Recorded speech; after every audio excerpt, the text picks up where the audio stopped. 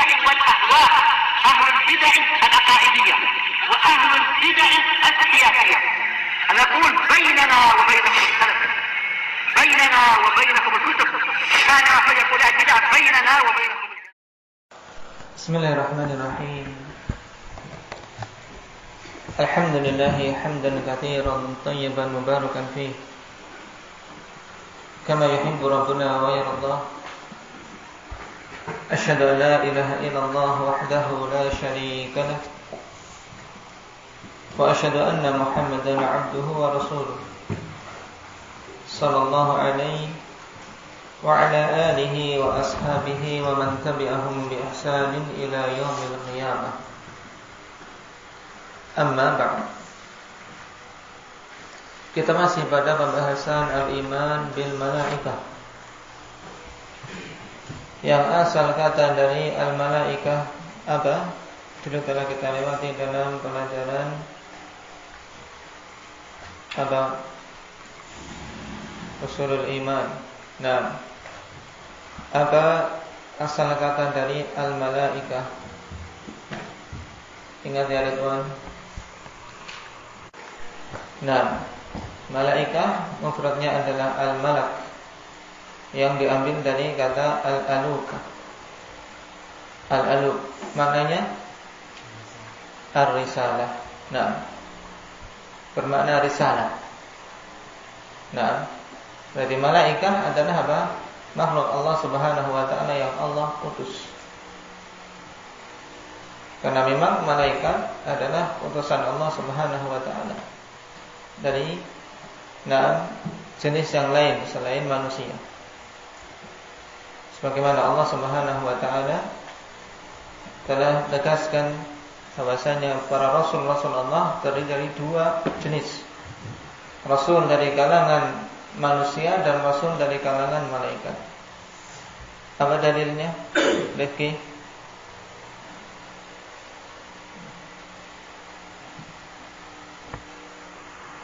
Allahu yastafi minal malaikati rusulan wa minan nas. Nah, Allah Subhanahu wa taala memilih dari kalangan malaikat sebagai rasul-rasul dan juga memilih dari kalangan manusia sebagai rasul-rasulnya. Nah, dan beberapa malaikat telah kita pelajari dalam pembahasan singkat ini. Siapa saja di antaranya kum ya Mujahid? Malaikat Jibril. Nah, tugasnya adalah menyampaikan wahyu. Terus keutamaannya apa?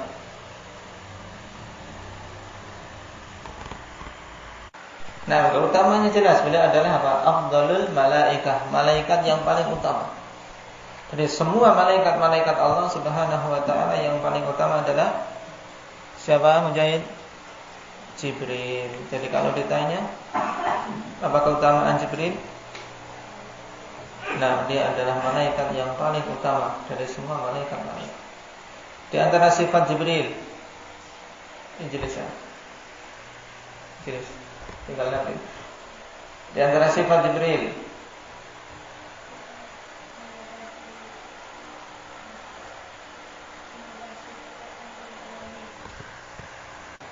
di antara sifat Jibril, Allah Subhanahu wa taala berikan kepadanya 600 sayap. Dan disifati dengan apa? Dzi quwwatin 'inda dzil 'arsy makin. Malaikat yang kuat dan dekat dengan Allah Subhanahu wa taala. Ini jenis dipahami. Nah, kemudian yang kedua apa yang disebutkan?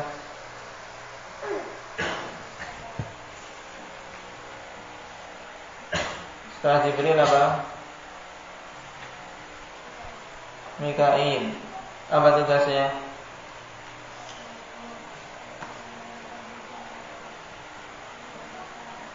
Nah, menurunkan hujan dan menumbuhkan pertumbuhan.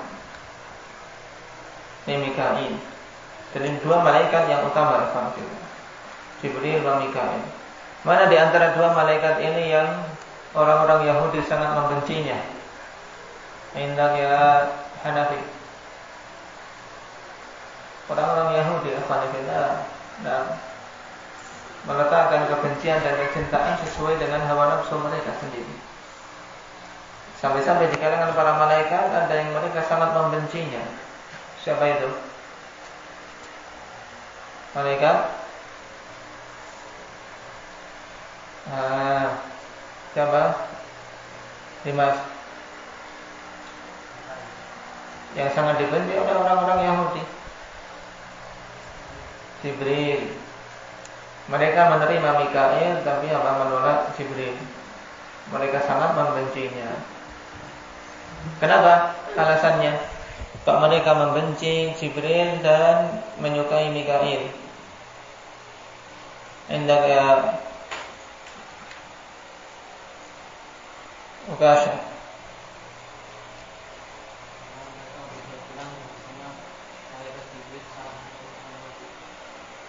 Karena mereka berkeyakinan Jibril salah menurunkan wahyu. Ini lain lagi. Ini orang-orang Rafidhah yang berkeyakinan Jibril salah dalam menurunkan wahyu. Orang-orang Rafidhah maka mereka mencelanya. Sekarang orang-orang Yahudi. Hari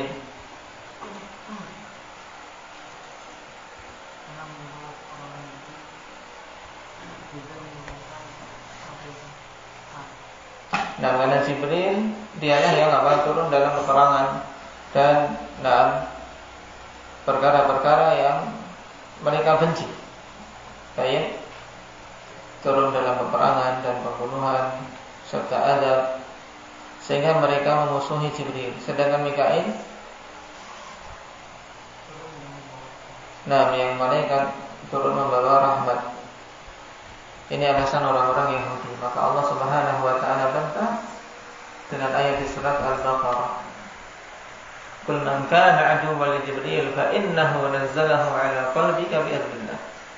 Bahkan tidak ada rahmat yang lebih agung daripada apa? Daripada turunnya Al-Qur'an. Maka ini sangat fatal keyakinan orang-orang Yahudi.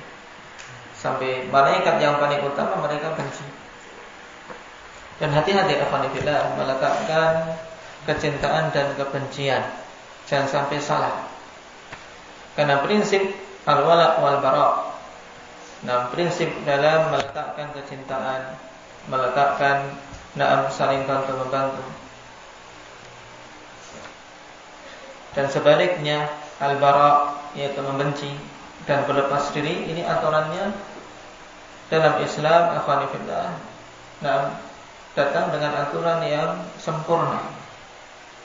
Maka kita tidak boleh sembarangan mencintai dan tidak boleh sembarangan membenci. Di sana ada hal-hal yang kalau kita membenci bisa menjadikan kita kufur. Dan sebaliknya di sana ada hal yang kalau kita mencintainya bisa mengakibatkan kita kufur. Ya tidak. Para anbiya, para rasul, para malaikat kalau kita membencinya kufur ini. Karena mereka makhluk-makhluk yang Allah cintai. Dan nas datang dalam Al-Qur'an. La yuhibbuni illa mu'min. Ini berhubungan dengan ayat. Tayyib. La yu'minu ahadukum hatta akuna ahabba ilaihi min ahlihi wa walidihi wan nasi ajma'in. Kata Rasulullah sallallahu alaihi wasallam. Kalau sampai seorang muslim kok membenci nabinya, ini kufur. Dan sebaliknya kalau mencintai syaitan, ini juga kekufuran. Karena syaitan wajib dimusuhi. Allah Subhanahu wa taala katakan apa? Tentang wajibnya kita memusuhi syaitan. Indah Allah kita. Inna syaitana lakum aduwwun fattakhiduhu aduwwan. Sesungguhnya syaitan adalah musuh bagi kalian, maka jadikan dia musuh. Baik, kita lanjutkan pada pembahasan berikutnya. Setelah membahas tentang Mikail, kemudian Israfil, Malik, dan terakhir kemarin kita membahas tentang Munkar wa Nakir. Yang kedua, malaikat ini ditugasi apa? Hendak terbat.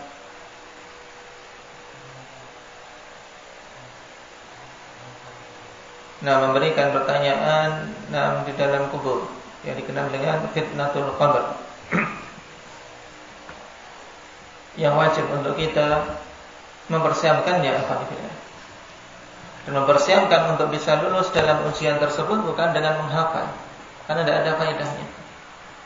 Tapi harus betul-betul kita wujudkan bahwasanya kita ini adalah hamba Allah dan umat Rasulullah sallallahu alaihi wasallam dan memeluk Islam.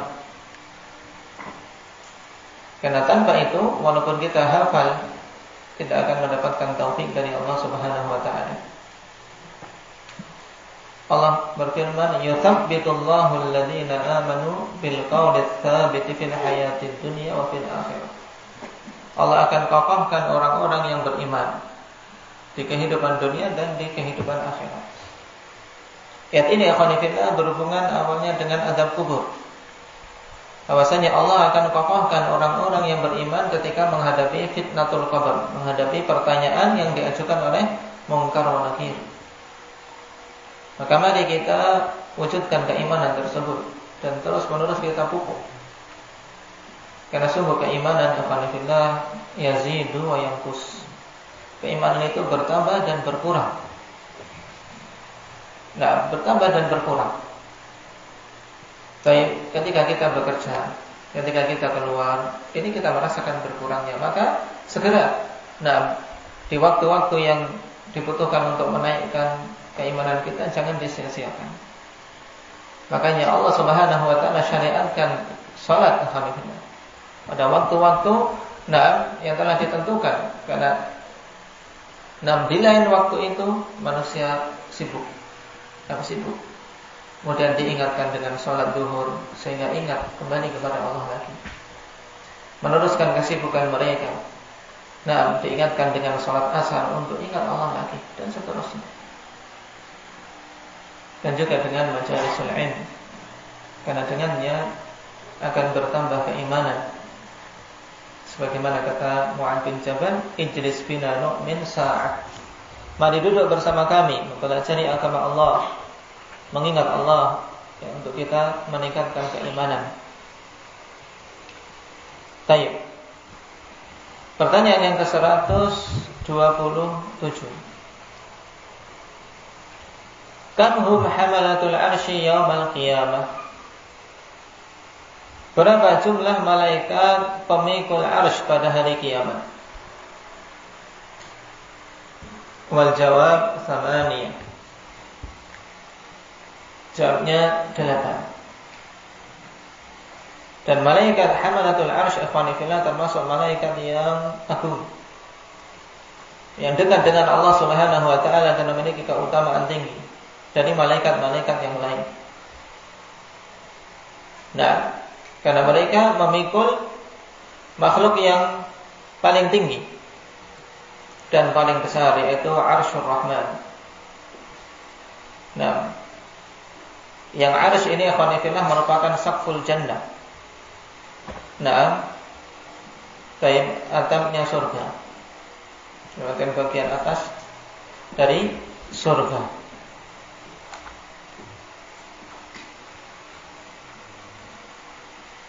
Jadi arsy a'zamul makhluqat,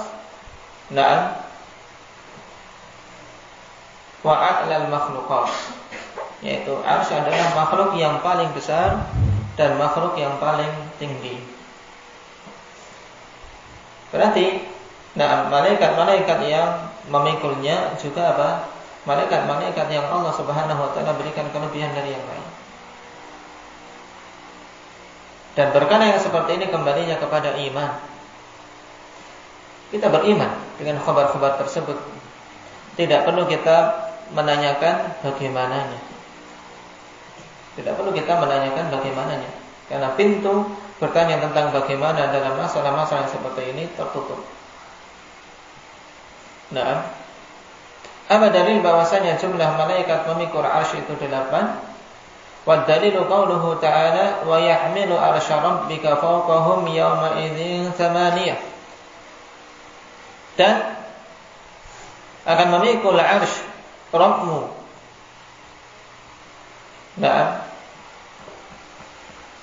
pada hari tersebut di atas mereka jumlahnya 8 malaikat. Nah, memikul arsy Allah Subhanahu wa taala. Nah, dipikul di atas mereka. Pada hari tersebut 8 malaikat. Di surat apa ini? Indaka ya Nafi'. Al-Haqqah. Nah, surat yang sudah dihafal, kalau ada pendalilan padanya diingat. Ini caranya ya, Pak. Nah, surat yang sudah dihafal dari juz-juz belakang misalnya.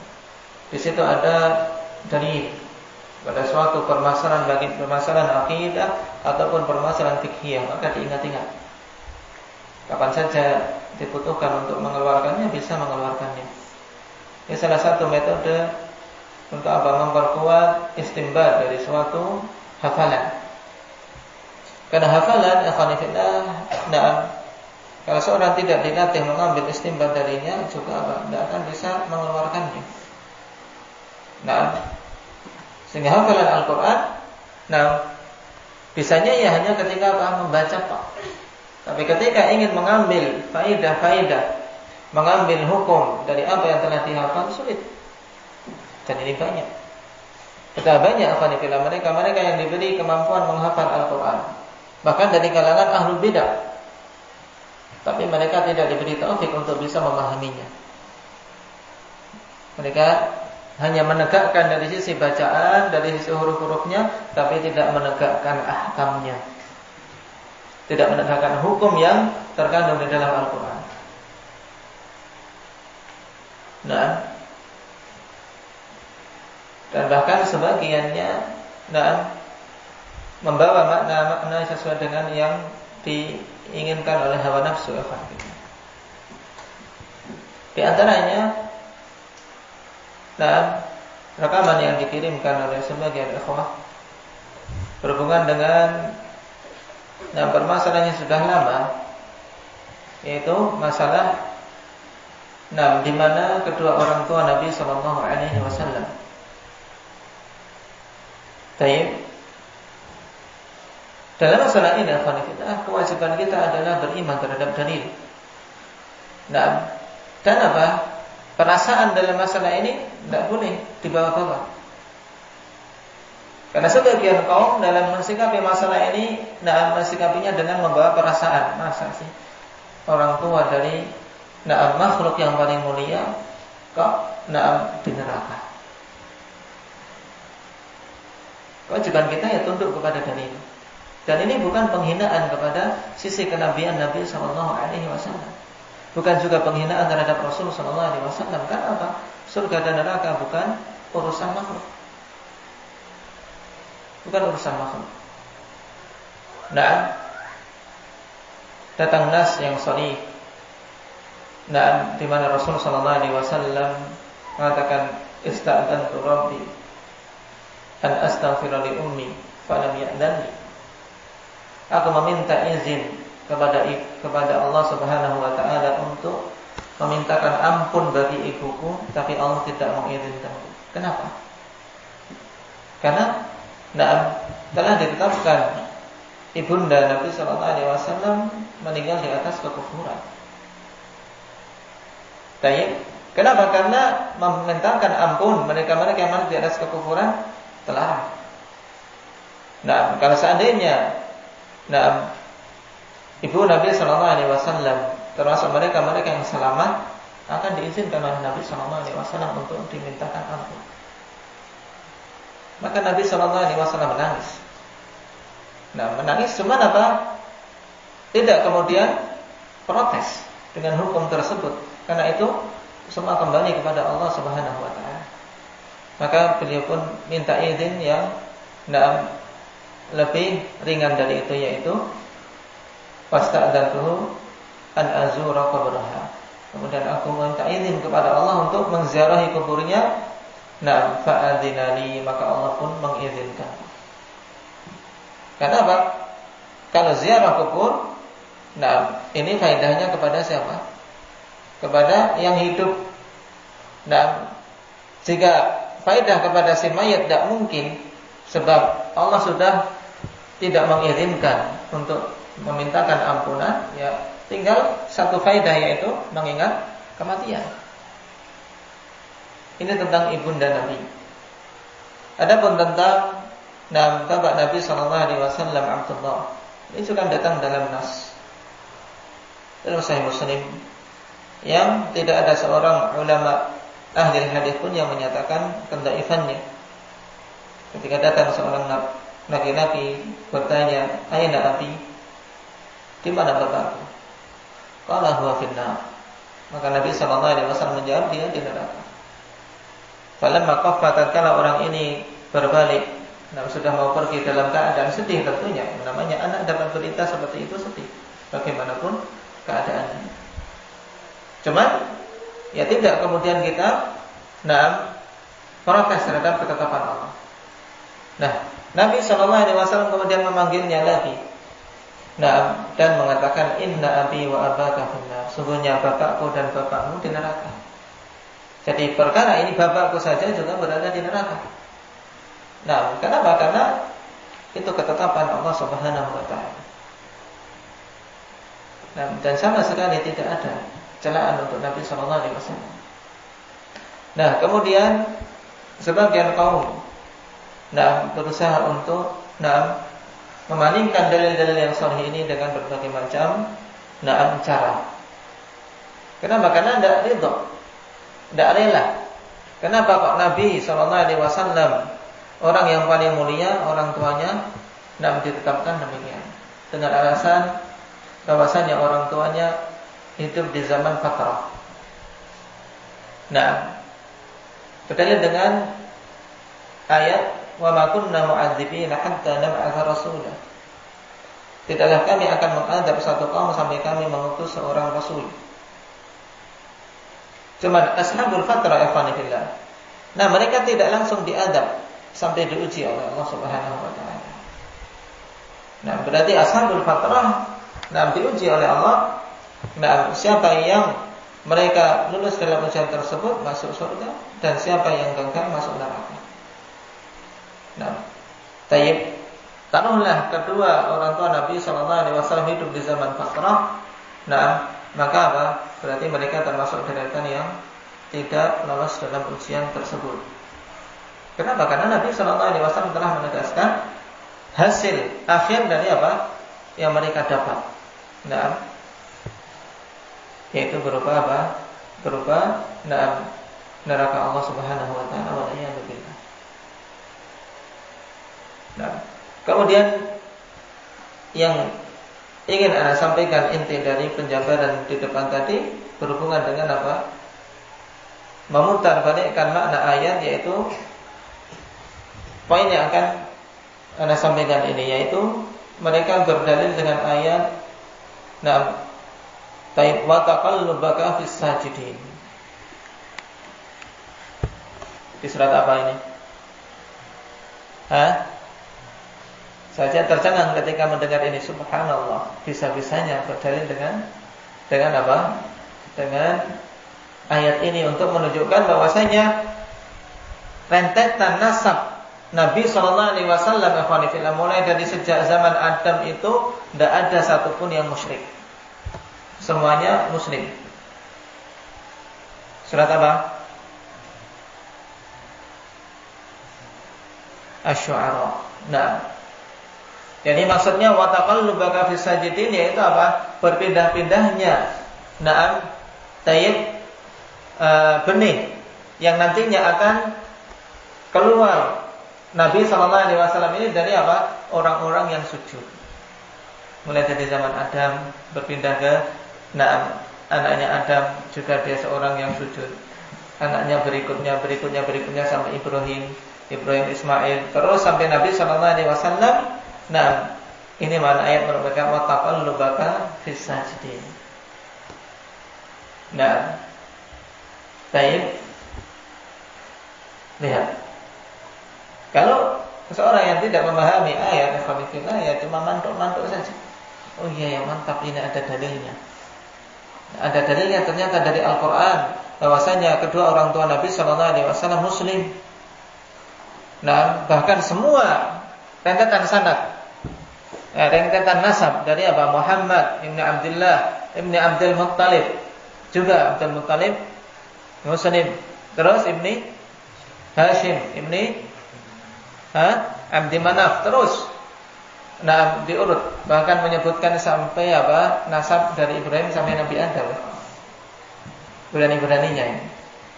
Padahal tidak ada sanad yang sahih satupun yang merupakan kekhususan umat ini, nah yang menetapkan rentetan nasab yang benar dari Nabi Ibrahim sampai Nabi Adam. Bahkan sebelum Ibrahim saja ini terjadi khilaf karena ittifaq para ulama tentang nasab Nabi sallallahu alaihi wasallam yang terjadi ijma' sampai apa?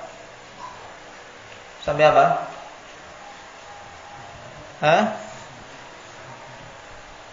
Sampai sampai mana dalam pelajaran usul? Sampai Adnan. Ya terjadi ittifaq. Setelah itu terjadi khilaf. Nah, dan kita tidak bisa kemudian dengan ini menyatakan semua yang masuk dalam nasab Nabi sallallahu alaihi wasallam Muslim. Buktinya tadi ayat Abdul Muttalib juga dan seterusnya. Nah, barakallahu fiikum. Dan ketika memang Anda cek penasaran ada enggak dari kalangan mufassirin yang menafsirkan seperti itu, dan memang ujung-ujungnya riwayat kayaknya sanadnya dari sanad Syiah. Nah, dari Al-Baqir dan seterusnya. Adapun dari ulama-ulama ahli sunnah tidak ada. Nah, yang menafsirkan wa taqallubaka fis sajidin dengan yang seperti itu. Sehingga dan kalau ditarik kali itu memang tidak menutup kemungkinan ini memang penafsiran yang muncul dari orang-orang Syiah yang apa? Yang mereka gulu terhadap ahli bait, ya tidak, gulu terhadap ahli bait. Sebagaimana mereka menarik tazkiyah untuk semua keturunan Nabi sallallahu alaihi wasallam, demikian pula memberikan tazkiyah untuk semua rentetan nenek moyang Nabi sallallahu alaihi wasallam. Nah, jadi adalah apa? Adalah kesesatan. Adalah kesesatan yang wajib kita berhati-hati. Nah, jangan sampai keliru dalam memahami ayat. Demikian pula jangan sampai kita keliru dalam memahami permasalahan akidah dengan bermodal apa? Bermodal perasaan. Karena perasaan kita alhamdulillah harus apa? Diikutkan dengan dalil. Yang wajib kita tinggalkan ya harus tinggalkan. Nah, walaupun orang yang sangat kita cintai misalnya, tapi dia di atas kekufuran, ya kita wajib menyatakan apa? Perpisahan. Dalam artian dalam urusan agama, dalam urusan rasa cinta, kita tidak boleh memberikan rasa cinta kepada orang-orang kafir, kecuali mereka-mereka yang memiliki hubungan rahim atau apa? Cinta sebatas karena dia adalah apa? Adalah kerabat kita. Contohnya, baik.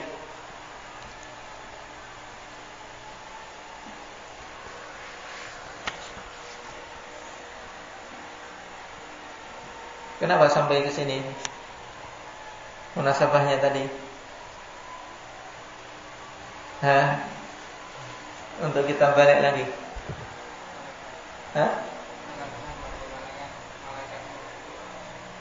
Baik. Berawal dari apa pembahasan tadi bahwasanya kita tidak boleh membagaimanakan malaikat yang memikul arsy, karena perkara gaib ikhwanillah tidak boleh kita apa? Tidak boleh kita menetapkan bagaimananya tanpa dalil. Dan bahwasanya perkara akidah kita harus duduk pada dalil, tidak pada perasaan.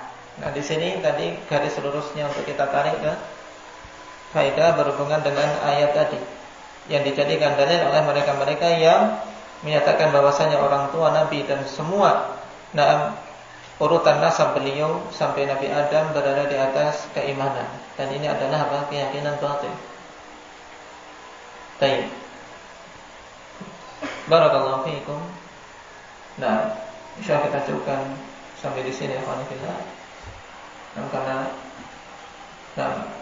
ada acara berikutnya, sebagaimana Anda sampaikan tadi. Dan kita sholat isya, kemudian dipersiapkan umat yang bertugas disiapkan apa yang dibutuhkan. Barakallahu fiikum. Naktabi bihadza, subhanallahi wa bihamdihi, asyhadu an la ilaha illa anta